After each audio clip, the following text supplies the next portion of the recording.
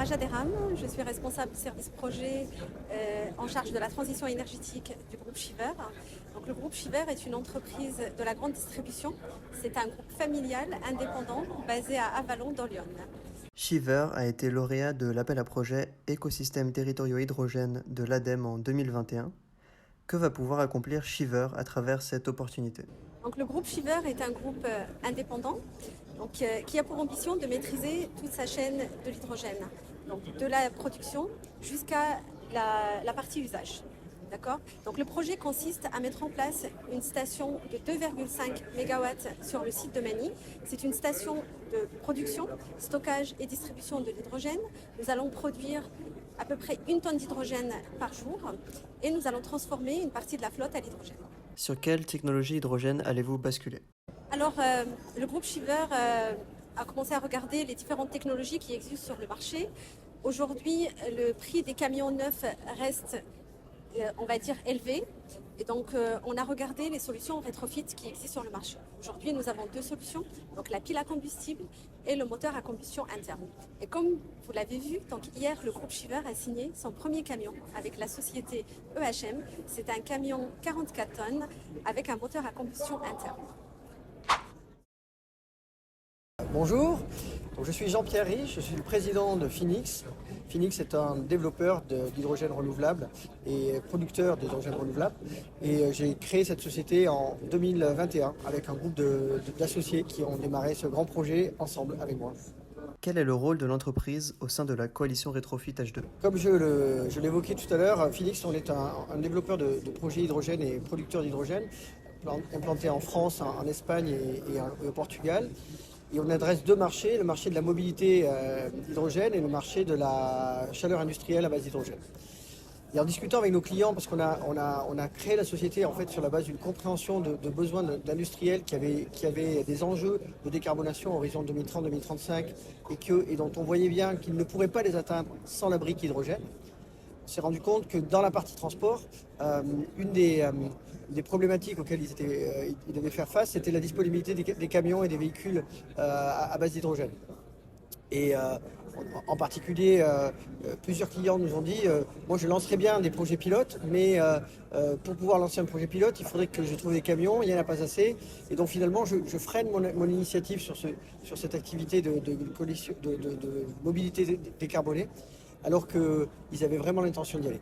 Donc on s'est dit finalement qu'est-ce qui peut permettre de remplir le delta de temps entre aujourd'hui où on est prêt à faire des pilotes et demain où les camions à hydrogène seront fabriqués par des fabricants européens.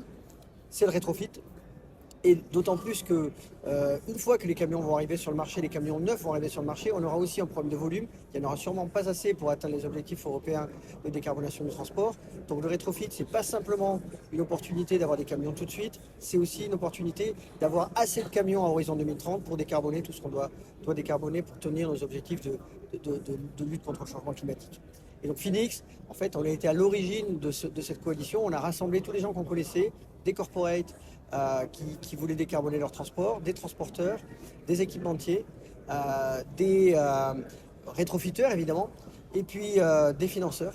Et on les a tous mis autour d'une table et on leur a dit écoutez, ensemble, on peut résoudre le cercle vicieux et donc faire en sorte que le rétrofiteur qui n'ose pas investir parce qu'il n'a pas de camion, il est en face de lui un transporteur qui lui dit mais moi je peux te donner des camions en commande parce que à côté de moi est assis un corporate qui va me donner des flux pour utiliser ces camions.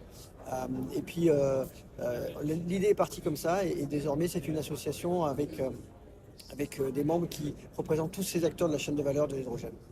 Selon vous, quelle part du mix énergétique l'hydrogène va-t-il représenter pour la décarbonation des transports de demain? Alors ça c'est une très bonne question. Je pense que j'ai pas la réponse, mais je pense que personne n'a la réponse. En revanche, ce qui est sûr, c'est qu'il va y avoir deux motivations pour le rôle de l'hydrogène dans le transport. La première, c'est que l'hydrogène, comme solution décarbonée, c'est évidemment une solution qui vient remplir des espaces où l'électricité avec batterie n'est pas la bonne réponse. Je veux dire quoi? Je veux dire des usages très intensifs où le véhicule a besoin d'avoir une autonomie sans temps de recharge qui va lui permettre de couvrir sa fonction. Donc ça, c'est aussi bien un autobus, un autocar, une camionnette de livraison de dernier kilomètre qu'un taxi qui veulent, dans une plage horaire, pouvoir faire suffisamment de kilomètres sans devoir s'arrêter pour recharger. Et ça, c'est typiquement un usage adapté à l'hydrogène. De la même manière, quand on parle de camions de 40 tonnes et qu'on veut maximiser la charge utile et donc pas avoir trop de poids de batterie embarqué, l'hydrogène est une bonne solution. Donc autonomie, intensité de l'utilisation et charge utile, c'est les points forts de l'hydrogène par rapport à la batterie. Et ça, c'est donc l'espace dans lequel l'hydrogène va se développer dans les prochaines années. Donc ça, c'est la première partie de la réponse.